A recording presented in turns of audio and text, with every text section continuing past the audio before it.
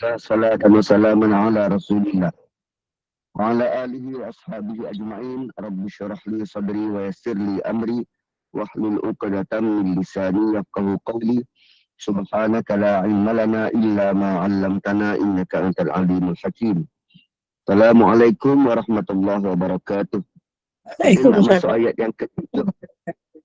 Ayat yang ketujuh adalah seruan kepada peringatan kepada orang kafir. Namun sebelum itu Allah nak beritahu bahawa Allah beritahu pada kita orang beriman bahawa tolong jaga diri, ku anfusakum, jaga diri kamu, wa ahlikum nara, dan ahli keluarga kamu dari api neraka. Dan pesan-pesan daripada penama Ustaz Ihsan tadi adalah berkaitan dengan jaga diri dan jaga ahli keluarga. Kita bukan sekadar mahu masuk syurga seorang-seorang, tapi masuk syurga itu dalam keadaan zumara, dalam keadaan berkumpulan. Jadi hidup ini dia ada kaitan yang kuat antara individu dan persekitaran, individu dan orang lain. Perasan tak bila Allah turunkan Nabi Adam dan Hawa dalam surah Baqarah, Allah disebut tentang qul nahbitu minha jami'a fa imma ya'tiyannakum minni huda faman tabi'a hudai.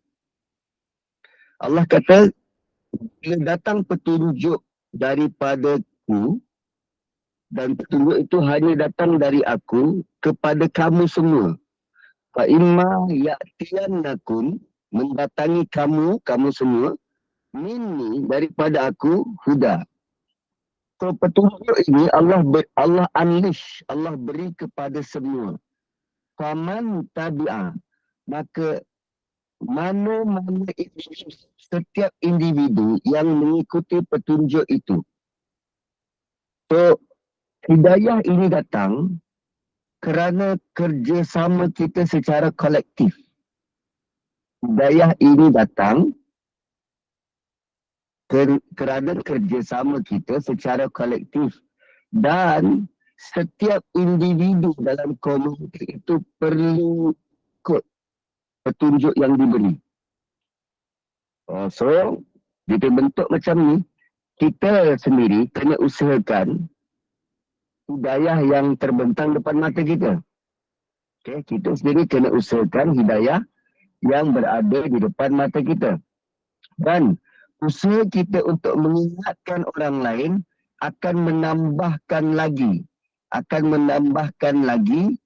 limpahan hidayah buat kita. Begitu. Sebab tu bila Allah sebut tentang ku anfusakum wa ahlikum nara, kalau sekadar kita nak selamatkan diri kita sahaja, chances untuk limpahan keberkatan, hidayah yang lebih besar, lebih banyak itu berkurangan. Sebab kita hanya pentingkan diri, melibatkan orang lain. Kemudian Allah buat perbandingan dan pernyataan bahawa neraka itu bahan bakarnya terdiri daripada api dan batu. Bahan bakarnya terdiri daripada manusia dan batu. Sedangkan yang masuk neraka bukan hanya manusia tapi jin. Kan? Kenapa tak sebut bahan bakarnya terdiri daripada jin, manusia dan batu? Kenapa hanya manusia dan batu? Yang itu pun perlu difikirkan juga. Kenapa? Dan selain daripada Allah sebut tentang bahan bakar, Allah ada sebut tentang malaikat.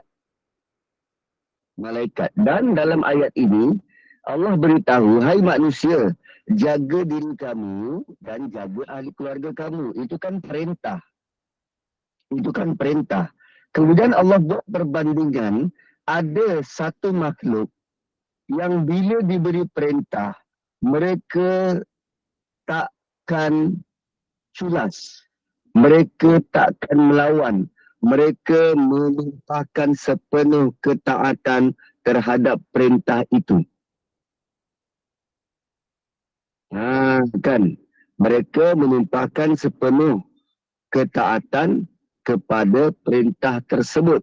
La ya'sunallaha ma amara.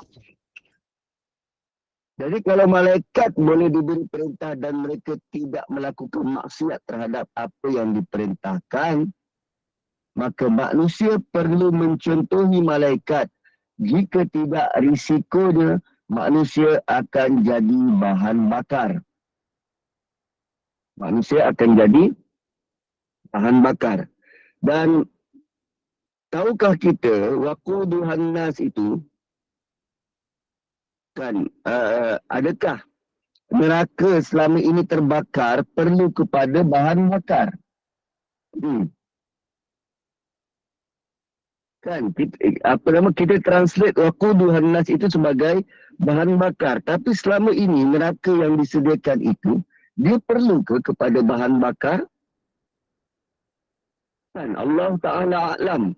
Namun, bila disebut tentang waquduhan nas wal hijarah, neraka itu akan lebih bersemarak bila dicampakkan manusia dan jin. Manusia dan batu. Manusia dan batu. Dan kenapa batu?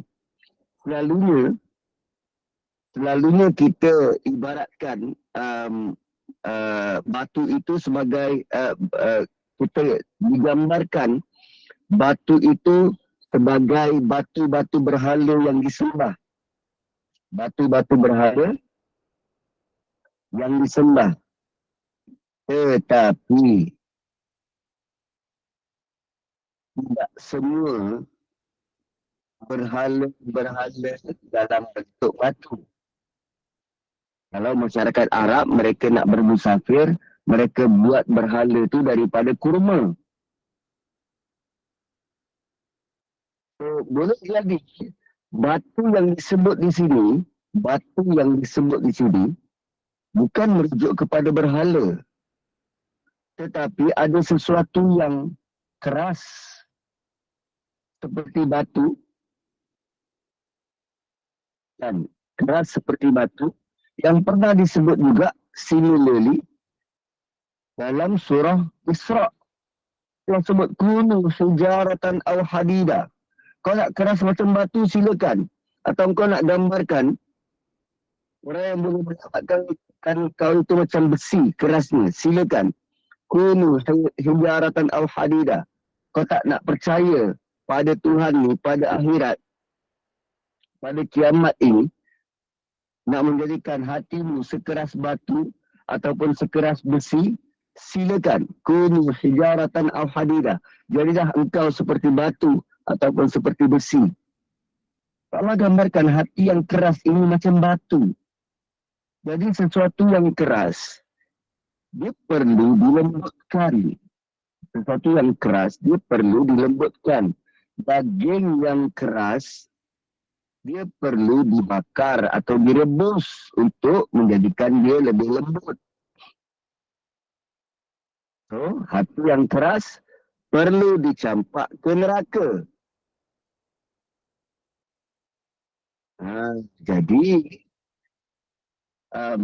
usaha memperbaiki diri ini, melibatkan potensi hati sama ada dia lembut atau dia keras. Jika kita gagal mengambil arahan daripada Allah ini sebagai suatu yang serius, perlu jaga diri dan jaga keluarga, lambat laun masyarakat akan mempunyai hati yang keras. Ialah kita nak jaga orang lain, kita perlu sampaikan sesuatu, perlu betulkan dia, perlu bentuk dia. Dan hanya hati yang keras, yang degil, tak nak dibentuk, tak nak dibetulkan. Maka sebab itu perbandingan ini dibawakan malaikat yang tidak bermaksiat. La ya'sunallaha ma amarahum wa yaf'aluna ma yu'marun. apa nama, mengerjakan. Malaikat tetap buat apa yang diperintahkan. Ayat ini ayat yang begitu penting untuk kita, terutama ini dalam surah Tahrim ini, yang antara arahannya apa?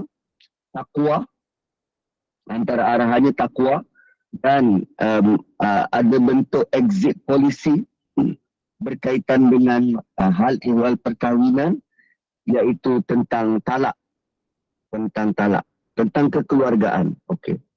Kemudian ayat 7, ya ayyuhallazina kafaru. Kalau tadi seruan kepada orang beriman, sekarang Allah beralih kepada orang-orang kafir. Sekarang Allah beralih kepada orang-orang kafir. Dan bayangkan tuan-tuan, 6,234 ayat. 6,234 ayat Quran.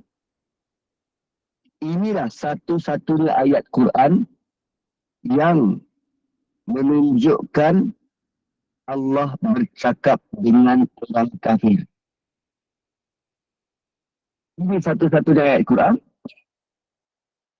yang menunjukkan Allah bercakap terus dengan orang kafir. Kalau ayat lain, Allah akan suruh Nabi bercakap dengan mereka. Ataupun malaikat yang address mereka. Tapi ayat ini, Allah sendiri bercakap secara langsung.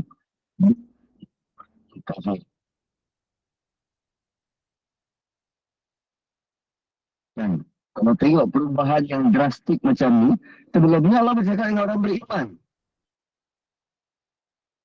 Dan nanti selepas ini ayat yang ke-7, 8, ayat yang ke-9, Allah bercakap dengan orang beriman. Ayat ke-8 nanti Allah bercakap dengan orang beriman. Tapi di sini Allah bercakap dengan orang kafir.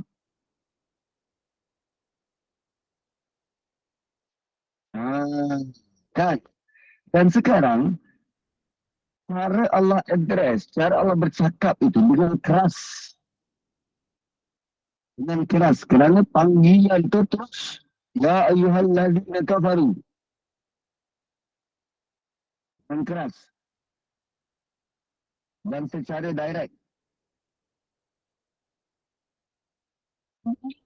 Kejadian ni, nanti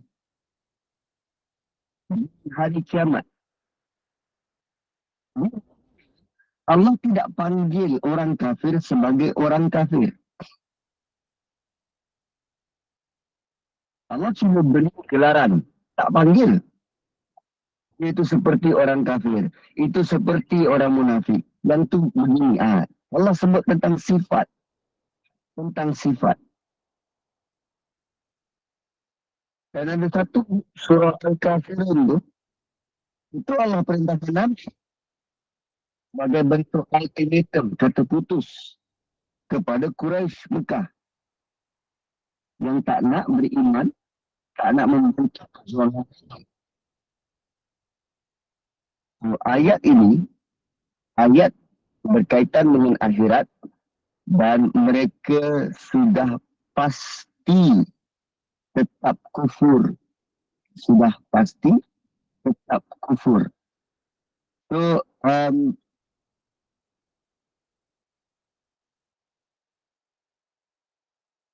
gambarkan juga bila disebut ya ayyuhallazina kafaru, ya ayyuhallazina kafaru, orang-orang ini mungkin suatu keadaan di Islam, tapi berjaya melepaskan diri, keislaman mereka itu tidak berjaya melepaskan diri dari satu neraka, buat maksiat, ataupun setelah diberikan nasihat, pengajaran, panduan, tetap juga tak nak ambil pengajaran. Kejap apa panduan pengajaran yang diberi kepada surah ini? Kau yang bisa Ha. Gagal macam tu. That's it. Allah akan address kita. Ya ayyuhallazina. Hai orang-orang yang engkar. Hai orang-orang yang engkar. Yang kekal membuat maksiat. Maka mereka sekarang berada dalam neraka dan waktu itu Allah bercakap dengan mereka dengan gelaran orang kafir. Takkanlah bila masuk neraka masih lagi mau digelar sebagai orang Islam atau orang beriman.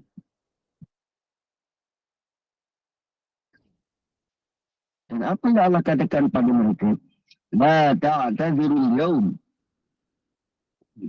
Hari ini, there is no excuse. Tiada lagi keuzuran. Tiada alasan. Kita dekat dunia, tuan-tuan, kita masih lagi beralasan. Kan, kalau tadi, apa nama, tausiah daripada imam besar, sebut tentang pakaian minyak wangi. Kadang kita pakai itu semati.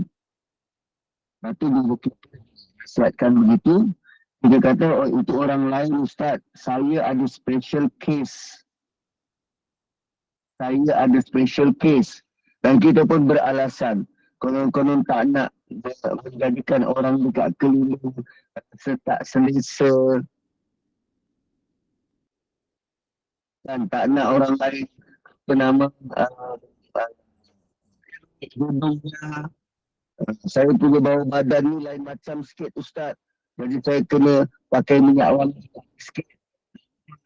Saya dah halang-halang takkanlah tak pakai. Banyak alasan yang kita berikan. Kadang kita kata berkaitan dengan nak jaga ahli keluarga ni, anak-anak kecil lagi.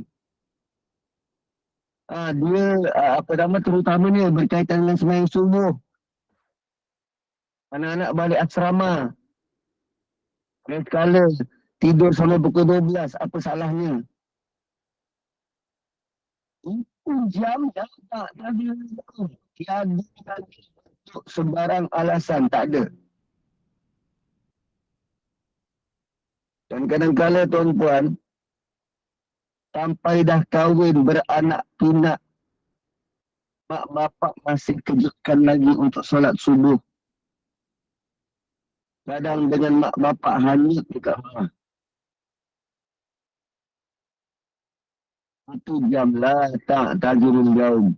Tiada lagi alasan, apa nama, keadaan tak mengizinkan, tak ada masa, penat, apa nama, persekitaran dekat ofis tu lain.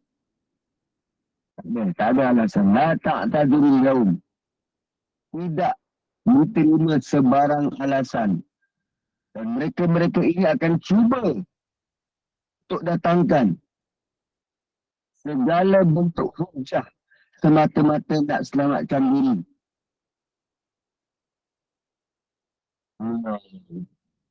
Tuan-tuan pernah tak baca terms and condition, terma dan syarat bila kita masuk mana-mana perkahwinan?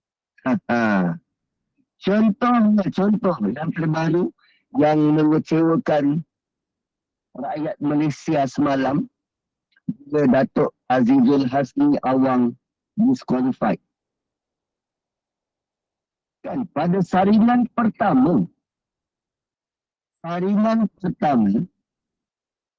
baru satu kali pusingan pertama untuk final carry tandingan basikal, Datuk Azizul Hasni Awang setelah berbelas tahun, 10 tahun berjuang untuk dapatkan pingat emas, akhirnya semalam disqualified.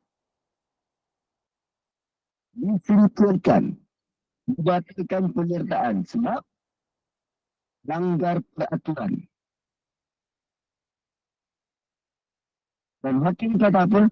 Keputusan hakim adalah muktamad.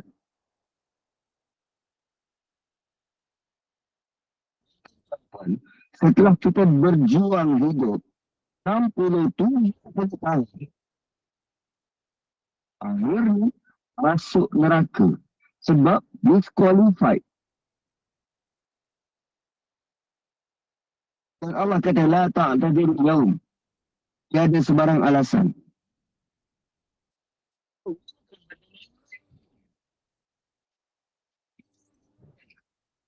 Takat tak dapat emas.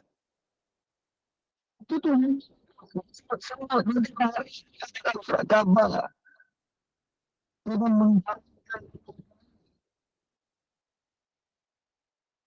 mengharumkan nama negara. Siapa yang tak cium bau harum tu?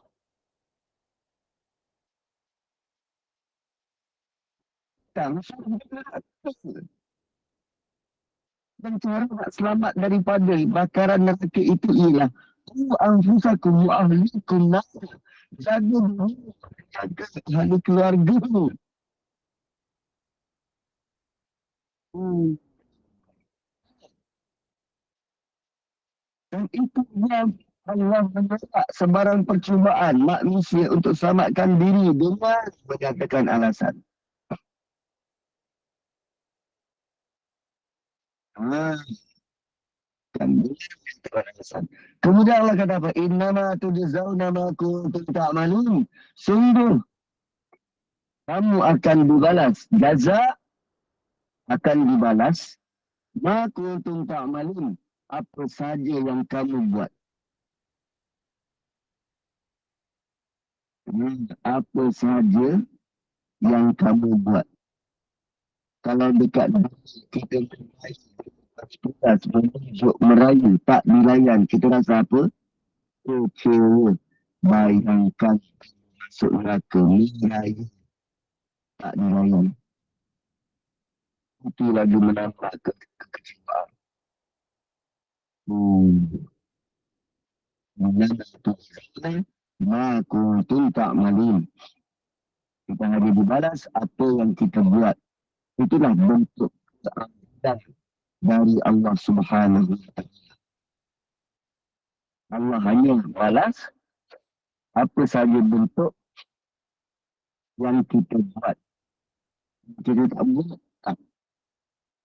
Sebab tu tak payah sibuk tentang kesalahan orang lain. Bagaimana apa yang kita buat, itu yang dibalas. Kalau orang tu buat macam tu, kena balas. Kita tak payah sibuk dulu. Dan kita kena jaga apa diri kita dan ahli kita. Ha, kan? Ahli kita. Ahli kita apa? Boleh jadi ahli keluarga. Boleh jadi pasukan kita. Kalau imam besar tu, dia kena jagalah ahli dalam masjid negara tu. Kalau dia jadi presiden,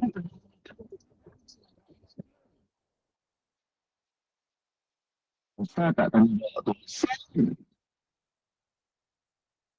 Bukan sekadar mahu kelihatan tersenyum sebab dipanggil perdana. Sebab dapat keistimewaan itu dan ini. Tapi tanggungjawab ni. Apa? Ayat dia. Ku anfusakum wa ahlikum. Allah tak kata wa usratukum. Hanya tertumpu kepada keluarga.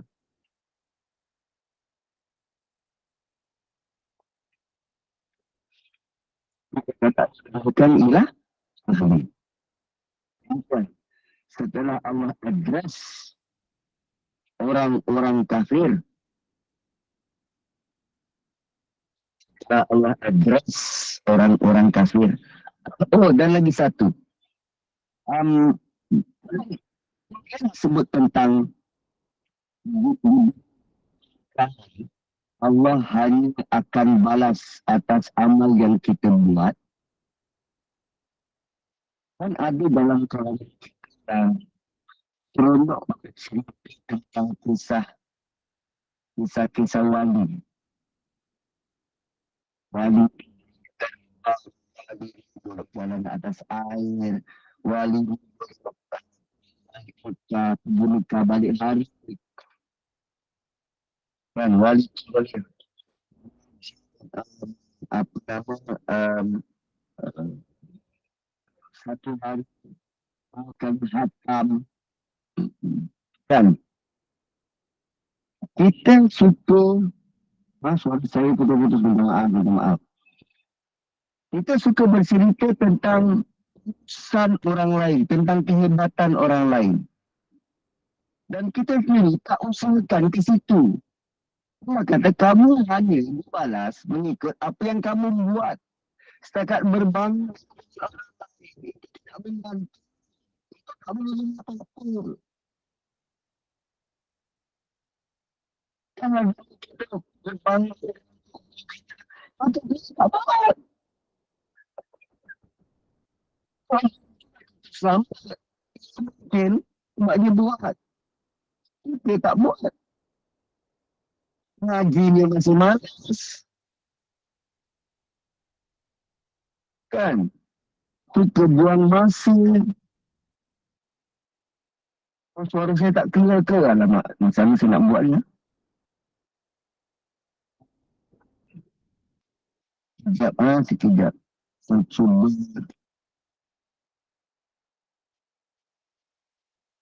Oh, okey, okey, okey. Clear tak? Nah, dan Clear, clear, cantik. okey. So, bila Allah sebut tentang Allah hanya akan balas apa yang kita buat, so jangan terlalu bangga dengan apa yang orang lain buat. Tok guru saya buat macam ni, yang itu buat macam ni. No, kita tidak diminta atas perbuatan orang lain. Tak. Kita hanya dibalas apa yang kita buat. Jadi kalau kita sudah ada contoh orang tu boleh buat macam ni, orang ni boleh buat macam tu, kita kena follow jalan yang sudah pun dirintis oleh orang lain.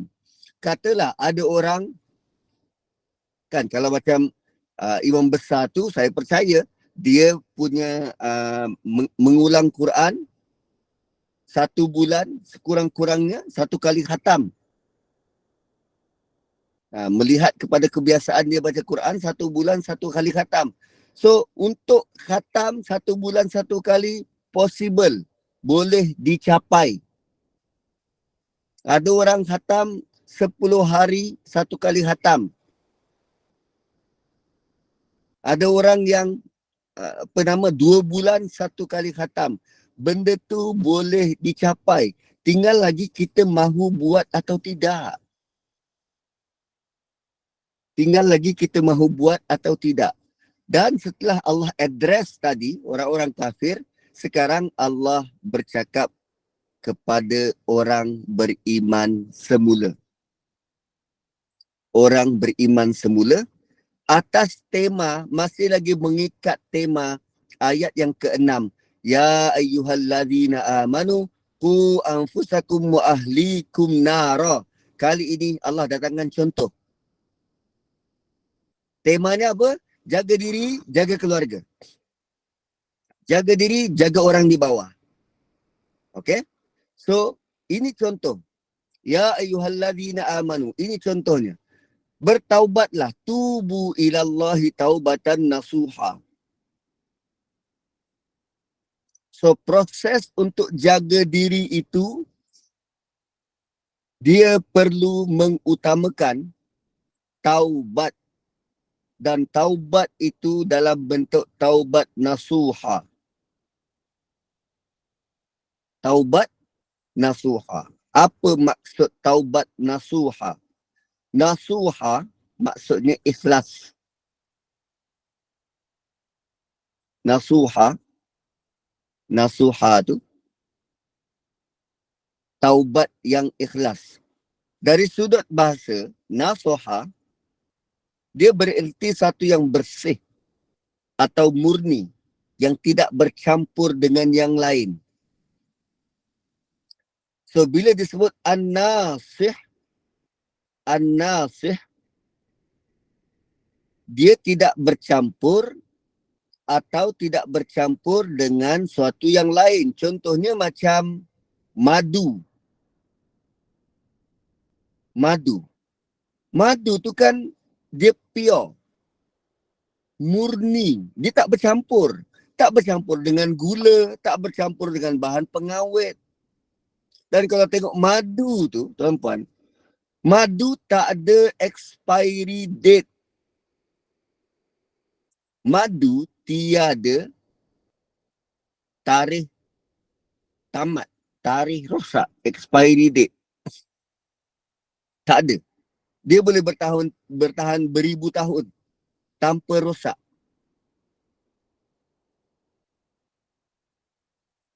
Begitu. So sekarang Allah suruh kita buat apa? Ini untuk jaga diri ni. Tubu ilallahi taubatan nasuha. Bertaubatlah kepada Allah dengan taubat yang benar-benar untuk dia. Sesuci murni untuk Allah.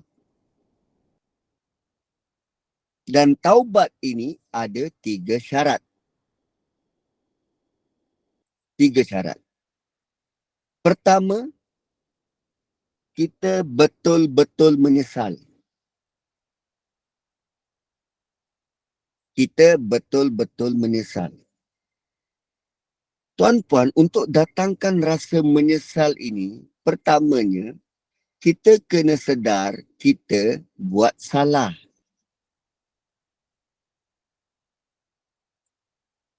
Dan untuk sedar kita buat salah, itu perlu kepada common sense yang sehat. Kebanyakan masa, kita tak rasa pun kita bersalah.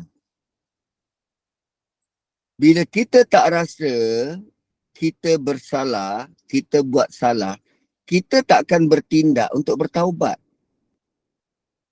Dia kena datangkan dulu rasa bersalah, baru timbul penyesalan ni.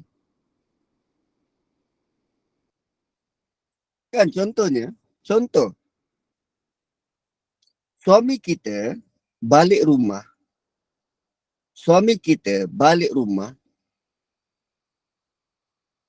macam ni. Kita sedang craving bomboloni.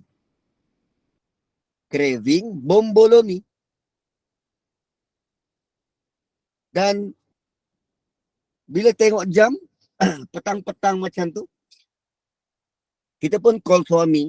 Kebetulan suami tengah siap-siap nak balik dari kerja. Dia pun kata, bang, abang terus balik ke macam mana? Suami kita, ialah dengan jujur, setulus hati, abang terus balik. Dan biasalah, perempuan kan dia suka bermanis bicara, bersulam kata. Kan? So, dia pun cakap dengan suami dia, bang, kalau ada kedai-kedai kek ke, boleh singgah apa-apa ke, belikan apa-apa. Kalau ada kedai kek, boleh tak belikan apa-apa singgah untuk minum-minum petang ke. Dia tak sebut perkataan bomboloni tu, tak sebut. So suami dia dengar macam tu, suami dia tak ingat kita makan goreng-goreng pisang je lah. Kan? Suami jujur, tulus macam tu, kan, tegak dia berjalan. Bila balik, suami dia bawa lah goreng pisang, keropok leko. Yang tadi isteri craving bomboloni. Bila dia nampak suami dia bawa goreng pisang, keropok lekor, apa dia rasa? Dia rasa down. Dia rasa macam tak dihargai. Dia rasa macam suami dia tak faham dia. So mulalah dia tarik muka. Suami dia ingat dia sudah capai mission accomplished. Dia sudah capai misi dia, belikan sesuatu untuk bini kat rumah. Alih-alih muka bini dia mencuka.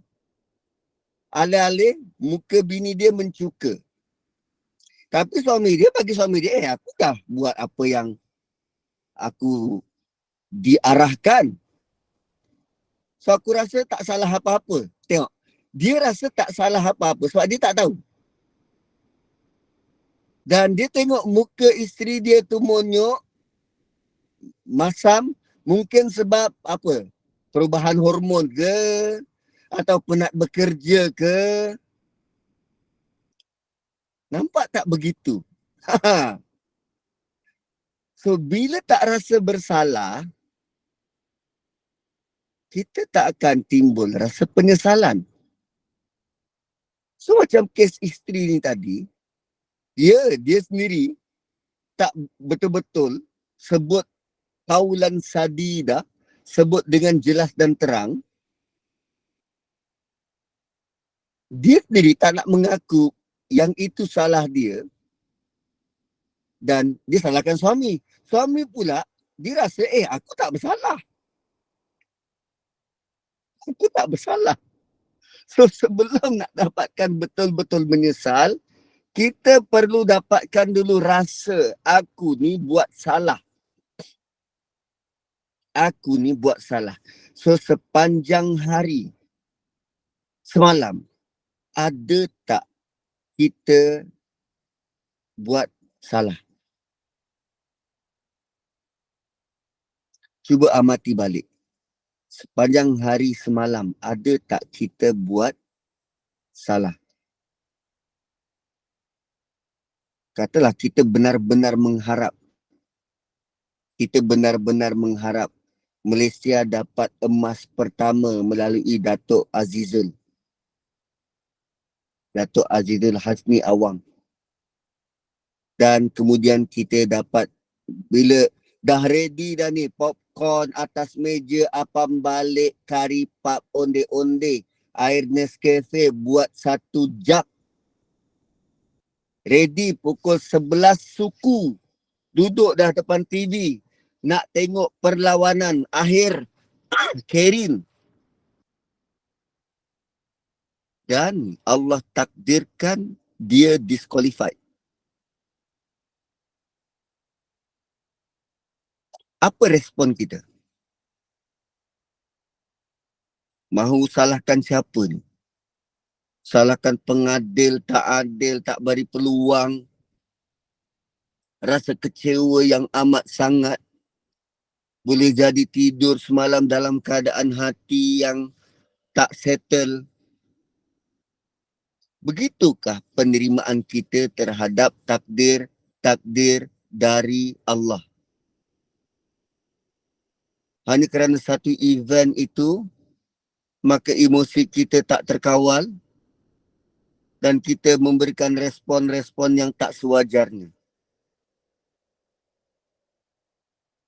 Kan?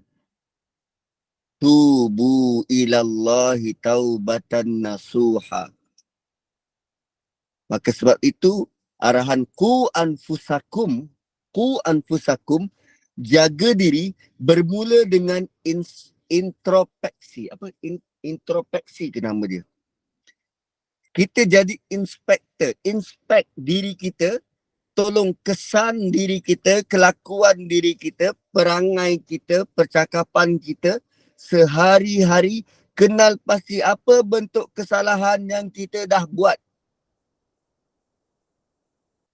Periksa, lihat, benar bersalah, datangkan rasa menyesal. Bila sudah datang rasa menyesal, itu jauh mahu menangislah. Itu jauh mahu minta ampun lah. Bila datang rasa menyesal, kemudian kita mula berazam, letak azam. Janji. Aku tak nak buat lagi. Berazam, tidak mengulangi.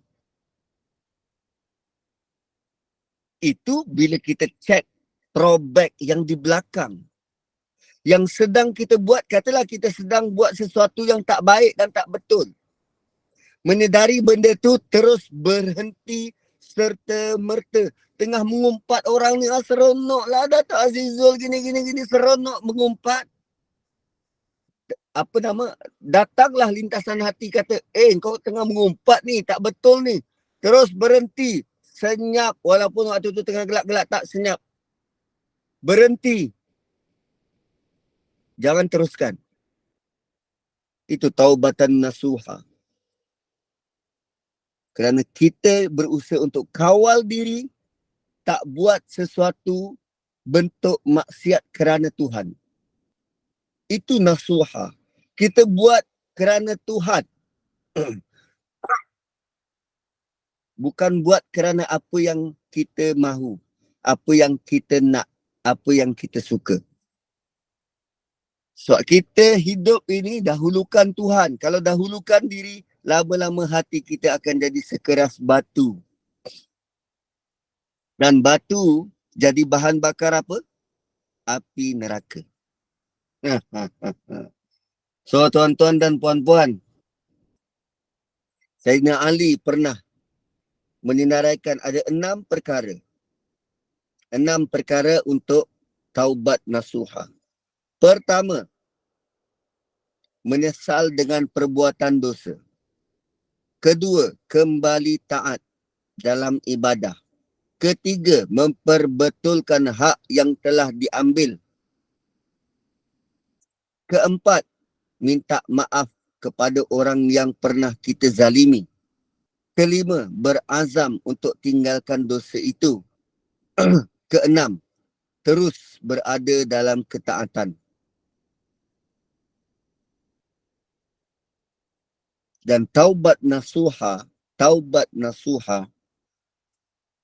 adalah bentuk tindakan yang merubah diri kita. Selalu kita sebut artis tu berhijrah, orang ni berhijrah. Itulah bentuk paparan taubat nasuha. Dia mengubah diri seseorang daripada keadaan sebelum ini kepada keadaan ketaatan lebih baik. Dan nasuha, kalau kita cairkan, dia akan melahirkan perkataan nasihat. So nasihat itu dia ada unsur ikhlas di dalamnya. Yang kita kata nasihat tu ada unsur ikhlas di dalamnya. Kan? Nabi pernah mengingatkan pada kita, ad-dinun nasihah. Agama itu ialah nasihat. Dan itu hadis pendek dan ringkas. Ada sambungan kepada hadis tersebut. An-nasihatu lillahi wa li rasulihi wa li a'immatil muslimina wa ammatihim. Agama itu ialah nasihat. Nasihat kepada Allah, kepada Rasul, kepada pemimpin orang Islam dan kepada orang awam. Okey, kalau nasihat kepada pemimpin dan kepada orang awam itu kita fahami. Tapi bagaimana nasihat kepada Allah dan kepada Rasul? Itulah maksud ikhlas. Mengikhlaskan apa yang kita buat semata-mata pada Allah dan mengikut apa yang Rasul mahu dan Rasul buat.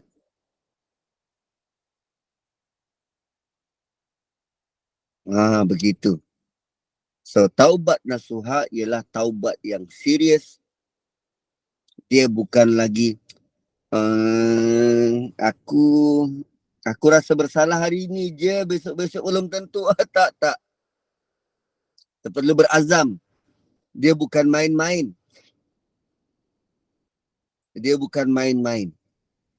Dan azam kita untuk memperbaiki diri jadi lebih baik dan lebih baik. Dan bila kita menjadi lebih baik, dalam pada kita mahu menjadi lebih baik, kita perlukan kepada circle yang baik. Maka automatik kita akan sampaikanlah nasihat-nasihat yang baik pada orang lain supaya circle kita itu menjadi lebih baik, lebih sejahtera. Begitu. Kan? Nabi pernah beritahu, kullu bani Adam khatta'un wa khairul khatta'ina tawwabun. Seluruh anak Adam berdosa. Tapi sebaik-baik orang yang berdosa ialah yang bertaubat.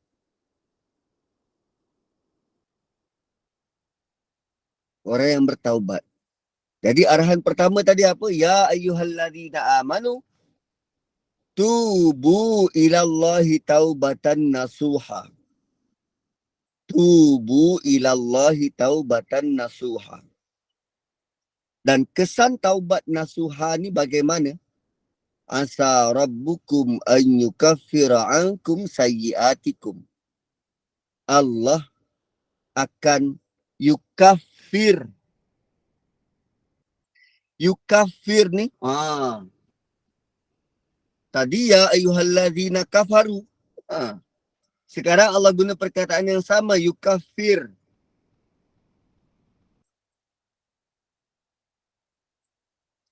So apa maksud kafir? Kafir tu maksudnya tutup. Tutup. So dengan kita bertaubat nasuha, Allah akan tutup. Allah akan tutup timbus segala bentuk perbuatan buruk kita. Sayyi'ah. Su ni perbuatan buruk. Lazim kita translate sebagai kesalahan. Su adalah perbuatan buruk. Dan selalunya benda-benda buruk ni kita tak nak tunjuk pada orang lain. Orang yang taubat nasuha, Allah akan tutup aib dia. Allah akan tutup perbuatan buruk dia. Allah akan simpan kisah silam dia. Yang benar-benar taubat nasuha. Tuan-puan pernah kenal seorang artis, nama dia siapa ya nama dia? Farah. Banyak artis nama Farah kan. Tapi dia memang benar-benar taubat nasuha. Saya pernah sepentas dengan dia dan dia cerita bagaimana kehidupan dia sewaktu jadi artis. Sebelum dia berubah dan berhijrah. Punya Allah tutup apa sahaja berkaitan dengan dia sampai kita tak jumpa dah sejarah silam dia. Allah tutup. Dan Allah cabut ingatan manusia pada dia. Allah cabut sebarang bentuk ingatan-ingatan tak baik supaya orang tak sebut-sebut lagi cerita tentang dia. Kan? Bila sebut tentang artis, ada tak kita nak gosipkan cerita tentang siapa lagi artis yang dah berubah ni? Yang hari tu cerai tu. Lepas tu kahwin semula. Kan dia dulu artis. Kemudian bila dia bertaubat menjadi lebih baik, Allah hilangkan ingatan manusia terhadap dia dan tak nak cerita. Timbulkan pula rasa bersalah pada manusia yang mahu korek tentang cerita dia. Wa yukaffiru ankum sayyiatikum. Itu tentang artis yang terkenal. Bayangkan kita yang tak terkenal ini, Allah tutup kesalahan kita, Allah tutup aib kita, Allah jaga maruah kita. Wow, itu sangat luar biasa nikmatnya. Kan kadang ada orang buat salahnya tu kecil. Tapi bila diviralkan dia jadi besar. Siapa yang menakdirkan cerita kecil dia itu viral? Allah.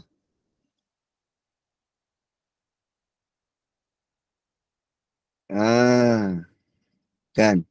So Allah akan menutupi kita punya kelemahan, kita punya kesalahan, dan wa yudkhilakum jannatin tajri min tahtihal anhar. Kalau tadi ditutup kesalahan-kesalahan kita di dunia dan kemudian ganjaran di akhirat dimasukkan ke dalam syurga yang mengalir di bawahnya sungai-sungai.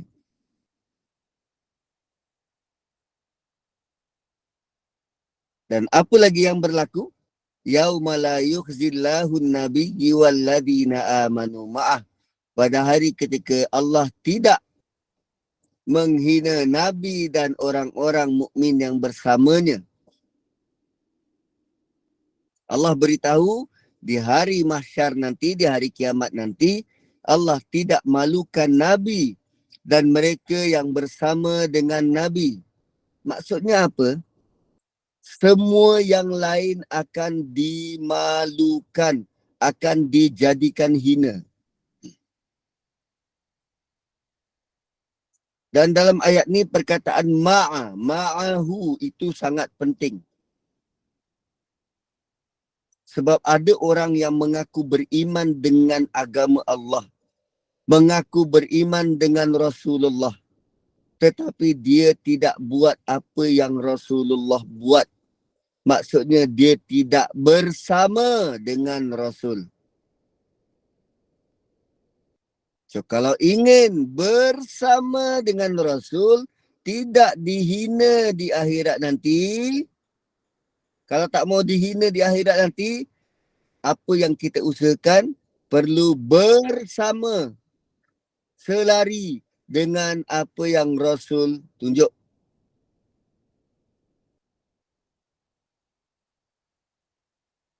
Dan apa maksud dihina ni? Yukhzi. Allah sebut dalam surah Ali Imran, Rabbana innaka ma tudkhilin nar faqad akhzaita. Wahai Tuhan kami, sebenarnya siapa pun yang engkau masukkan ke dalam neraka, maka sungguh engkau telah menghinanya. So maksud menghina ialah diazab di neraka.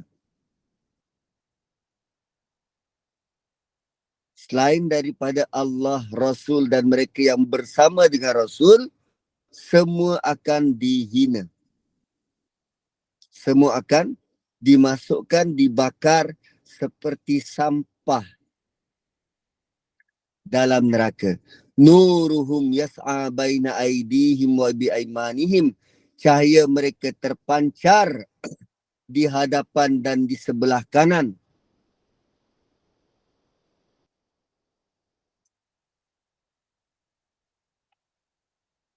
Cahaya mereka terpancar di hadapan dan di sebelah kanan. Allah ceritakan apa yang berlaku. Mereka tidak dimasukkan dalam neraka, mereka tidak dihina dan mereka ada cahaya. Cahaya mereka terpancar di sebelah hadapan dan di sebelah kanan. Dan sekarang Allah cerita keadaan melalui titian sirat. Titian sirat. Waktu itu keadaan sangat gelap, mana ada matahari. Dan mereka yang ada cahaya saja boleh melintas titian sirat tu.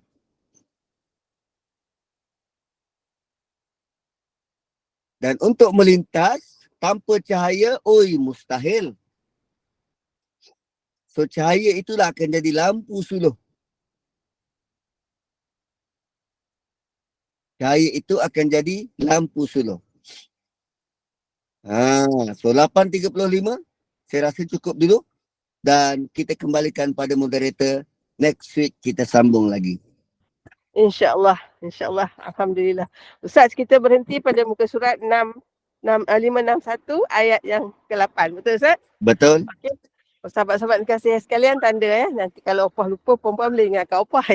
Terima kasih kepada Abdul Ustaz kerana sudi bersama-sama dengan SPAQ pada pagi ini. Alhamdulillah. Terima kasih juga kepada sahabat-sahabat yang stay tune ya. Lepas ni kita ada lagi satu kuliah duha bersama Abdul Ustaz Muhammad Hazbi Abdul Rahman ya, dengan Adabul Mufrad. Baik Ustaz, terima kasih banyak-banyak sekali lagi. Alhamdulillah, mudah-mudahan minggu depan Ustaz ada kelapangan dan boleh kita sambung tadabbur surah Tahrim. Untuk itu, Ustaz tutup dulu majlis kita, silakan. Subhanakallahumma bihamdik nashhadu an la ilaha illa anta wa nastaghfiruka wa natubu ilaik wal asri innal insana lafi khusr illa alladhina amanu wa amilus solihat wa tawasaw bil haqqi wa tawasaw bis sabr. Assalamualaikum warahmatullahi wabarakatuh. Waalaikumsalam warahmatullahi wabarakatuh. Terima kasih. Terima kasih Ustaz. Ya,